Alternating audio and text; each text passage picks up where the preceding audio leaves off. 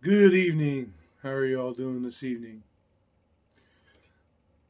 I'm Rusty McBride out at Muddy Paws Acres, and tonight we're going to talk about me growing up. Well, I never really have grown up, but I want to talk about a little bit about when I was a child, growing up in the wonderful state of Idaho. I was born, I wouldn't say I was born in a bigger city, which is at the time was about 20,000 people. Um, we lived in a small town called Deer Flat or Houston. We had, yeah, I would say maybe 50 people in our town. It was more like a large subdivision, basically. I've actually seen bigger subdivisions, but you know, we're pretty independent. There was 10 children in my family. Um, we lived on about a quarter of an acre, so we had our garden alone was like an eighth of an acre, and then the house was actually an old church, and we lived there as 3 bedroom with huge, giant rooms in it. And I apologize if you hear my big dog barking, but he's gonna bark. That's the way he is. But we had this old church, and that's where we lived, and we played, out in the fields. We played down in the orchards, which were a few miles from the house. We had we worked in the fields, and we worked in the orchards to make a little bit extra money. We by far, I don't remember having a pair of clothes as we think of clothes nowadays, probably till I was 10 or 11, and then started getting pants and started getting, shirts that weren't homemade. We got one pair of Converse sneakers. That's what we wore all year, summer, winter. It didn't matter. We looked forward to getting a pair of socks to put on our hands for gloves because we had none. But hey, we all survived it. And that's the way it was. We stored our food, prepped, you might say nowadays.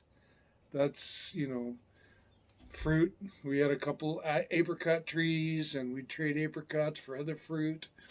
We got our milk from a dairy, and we poured the cream off the top, and it'd leave little spotty pieces of cream inside the milk, and that's the way it was.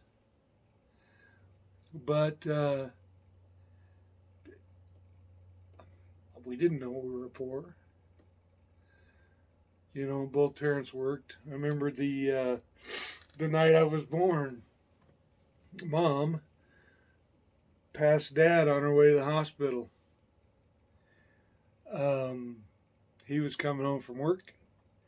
She wasn't working, but she was driving herself to work. So I tell people that's why I like to drive, is because my mom drove me to the hospital inside of her womb, about ready to come out. But, it's the way it was. We had a lot of friends, next door neighbors that lived close. We played with them. And, it was a treat to go to our cousin's house and stuff and actually be able to see somebody different. Or when we started school, I went to school in a little town called Sunny Slope, and it was down in the orchards. It kind of overlooked the Snake River, but the highlight of there was we had a few, like a couple swing sets and things, but the highlight of this school was it had slides for fire escapes coming out of the building. Hey, that was cool. You climb up in there, slide back down, climb up in there and slide back down again.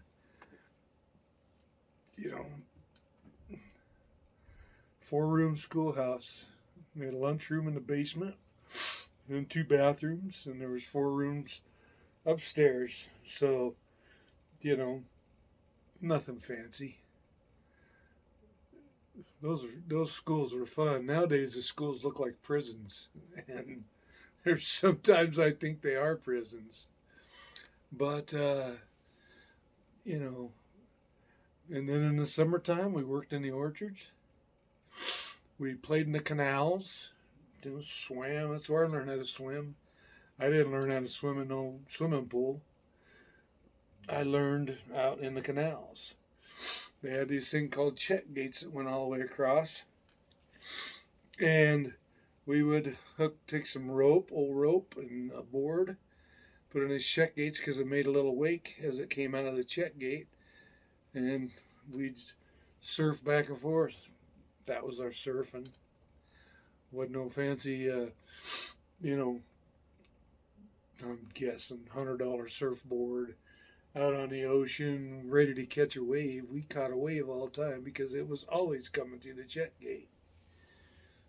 So, our minds were our computers. We had, we kept ourselves busy. When it got dark, we came home. If we didn't come home, old man would probably tromp your butt. That's the way it was. But, and like I said, in the summer, we go make a few extra pennies here and there, either picking up returnable pop bottles. You get like a nickel a piece, and for the pop bottles, and then we'd go work out in the fields. And I started picking beans and stuff when I was 5 years old. I almost had 2 strokes as a child from being out in the bean fields picking beans. And it's the way it was. The best memories I have are from when I was growing up. We basically lived on a homestead. We grew our veggies. We grew our fruit, our apricots. In the wintertime, one of my older brothers, my dad didn't hunt. And I don't know if it's because he came from a different state. He moved out here from Missouri.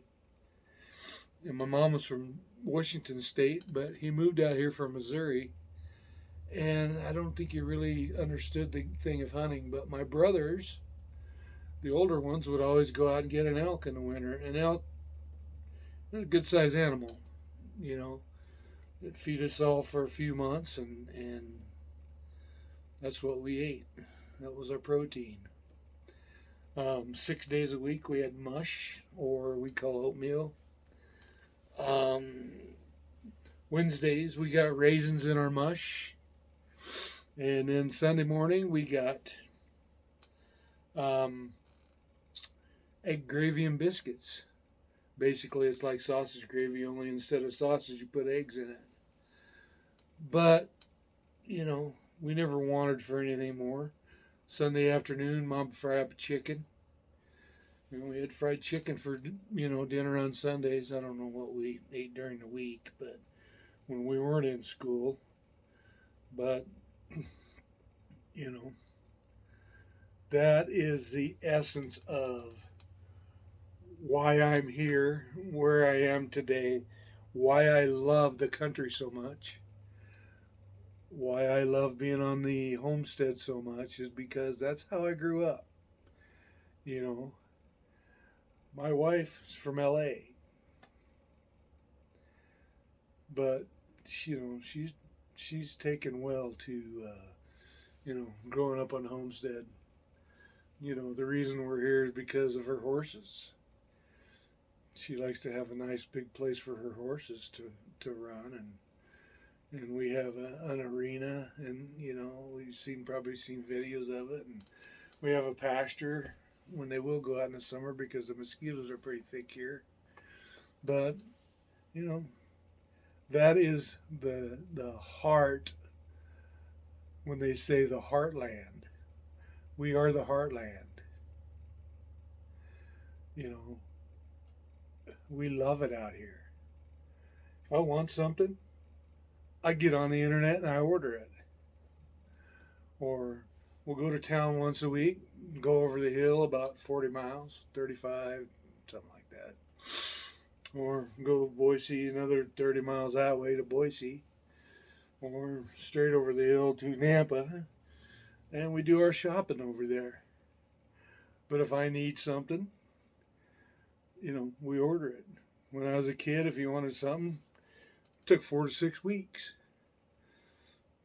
I'm sitting here waiting for my drone. It's supposed to take another 2 or 3 weeks to get here, and maybe longer. So I'm waiting for my drone to show up, but I picked out the best one for the money that I had, and it is what it is. But not everybody can. But anyway, I got to get going. Getting a phone call. Until next time, I want to say God bless you and God bless America.